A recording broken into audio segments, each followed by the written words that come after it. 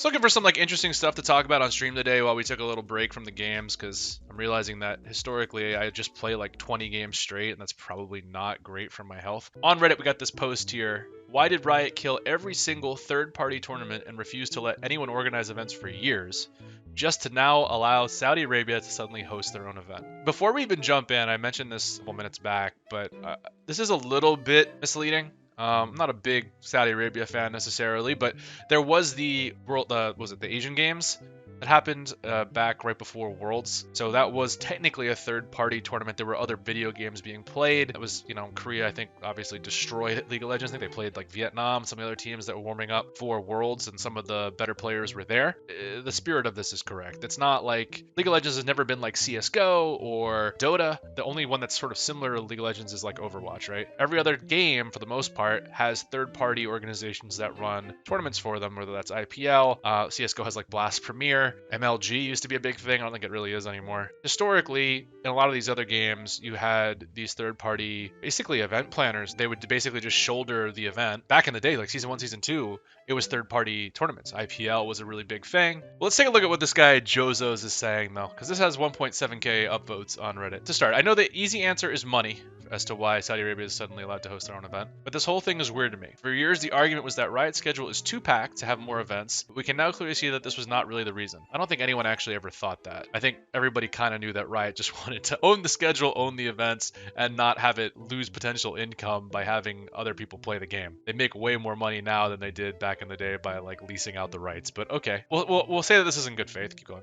If you're an old head like me, you remember that League of Legends used to have a bunch of tournaments all the time. Some domestic, some international. It was exciting and fun. This is true. This was true. Chief among them was IPL 5, which to me is still the best little tournament ever held, and this was in goddamn 2012. Again, true, great tournament. It's back when like I'm a Cutie Pie and like very young Double Lift and those kinds of guys were still playing. And then after LCS, we saw a huge reduction in events because the schedule was filled with domestic leagues. We still did see some tournaments though, but Riot made sure that these events could only invite very select teams. Obviously, so they knew the prestige a bit of these events a bit in comparison to Worlds.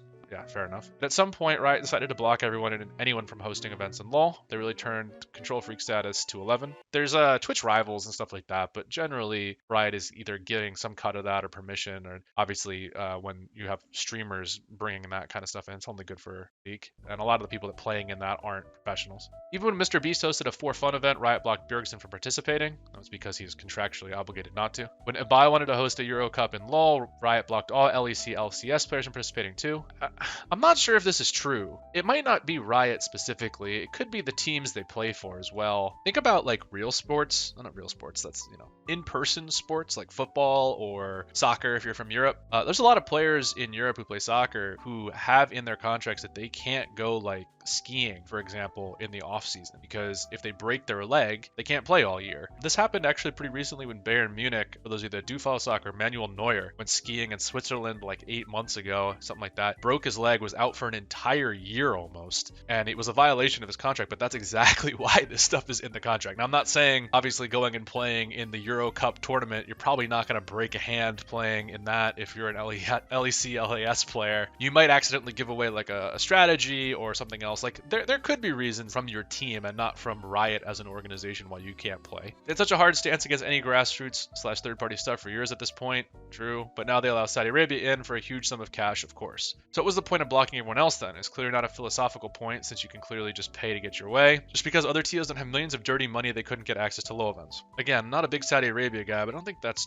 fair. I mean, I'm sure there's tons of cash flush organizations in China over the last 5 years who would have loved to do that. I don't think it's necessarily a case of just raw cash being thrown at it. So was the real reason all these years that all these other tournament organizers not want to pay Riot millions to have their game in a tournament? I think that's probably part of it. I mean, if you're asking such a high fee to play the game that the organizer isn't going to make any money, then yeah, the organizer is probably going to back off. One thing that I do know Saudi Arabia did, for example, and this happens a lot in EMEA, and you saw it in the World Cup, is they are doing these events at a loss, which is obviously kind of strange. They're doing what's called sports washing. And what that basically means is it's a PR attempt to say like, hey, Saudi Arabia or, whatever countries in EMEA, we're great. We host these great events. Aren't they cool? Everything's just great here. Why don't you come down and invest, right? It's to make the entire country look good. But again, they're not the only country doing that. So I don't know why it would just be like Riot likes Saudi Arabia specifically. And it's important to remember, I'm pretty sure Riot's still owned by Tencent, which is in China. So like if there was ever a country here that would be a better option for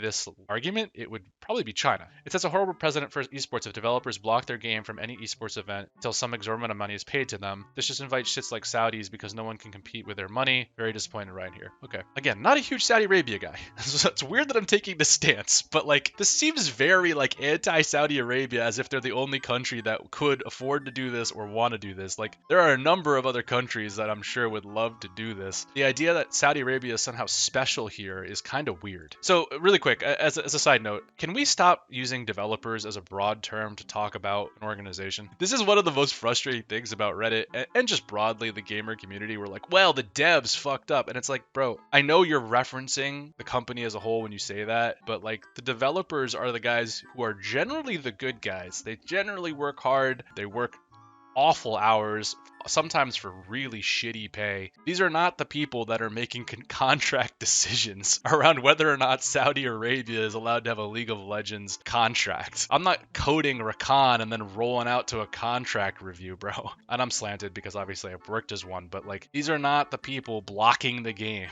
Top comment and response, everyone has a price, even Riot. Okay. Money plus esports winter. The prize pool for this event is really high and a lot of Chinese players want to attend it just for the money. Elk and Bin talked about it on stream. That's fair. I mean, they're already on pretty big contracts, a lot of them, but you know, money talks. Look at what happened with the golf stuff. Beats me with money symbols. Okay. I believe Riot has stated that since the success of the Asian Games, there you go, in 2022, they are more open to third-party hosting of tournaments. I think that's a fair take. Here's the interesting thing, though, and this hasn't been talked about yet. A lot of these top comments are kind of missing the point, I think. One of the things that is really important to differentiate as you're reading through this is the difference between a tournament and a league. They're two really different things. Tournament is like 2 weeks long, maybe single elimination. It's like Worlds, right? A league is like a year-long thing, potentially, that is consistent. It's really important to remember that if you're Riot, a league is probably not helpful because it competes with the market share you already have with the LCS, the LEC, the LCK, all your leagues that you already have. A tournament does not do that. There's nothing else going on. The best way to keep League of Legends on top of everybody's minds while they're waiting for Worlds or they're waiting for the seasons to start or whatever is for small tournaments to come in and fill that space. Two really, really different things, and I don't think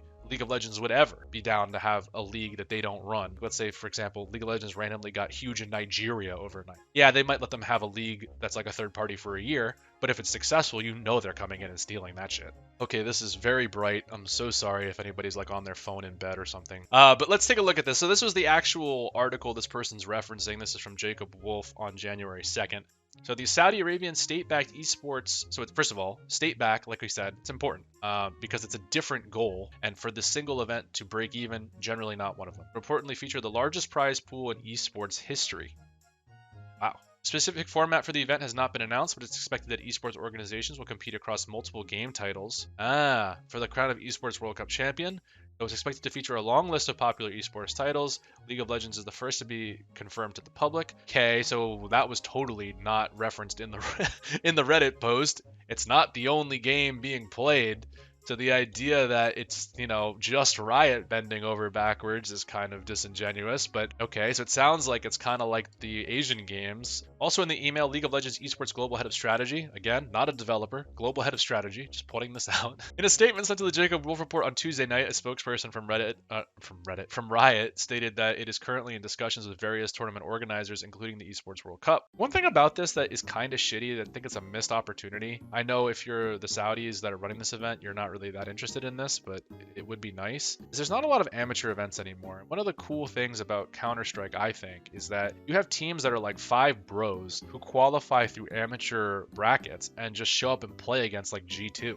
To me, that is where the joy in esports competition used to be in League of Legends and is absolutely not anymore. You do not get that like, hey, these 5 random dudes you met in a internet cafe in Atlanta are going to play against G2. Of course you root for them if you're somebody who plays every day at League of Legends because they represent you. If that guy can do it, why can't I? That doesn't happen anymore. The only people we get to see play in the LCS are people that play on a contract, have been recruited, they're professionals. If you're running this event, you want the biggest names there to bring the biggest pull. You don't really want a lot of amateur people. This guy on Reddit is like kind of misrepresenting. It's like, oh, League is selling out. It's like, bro, all of your games are selling out.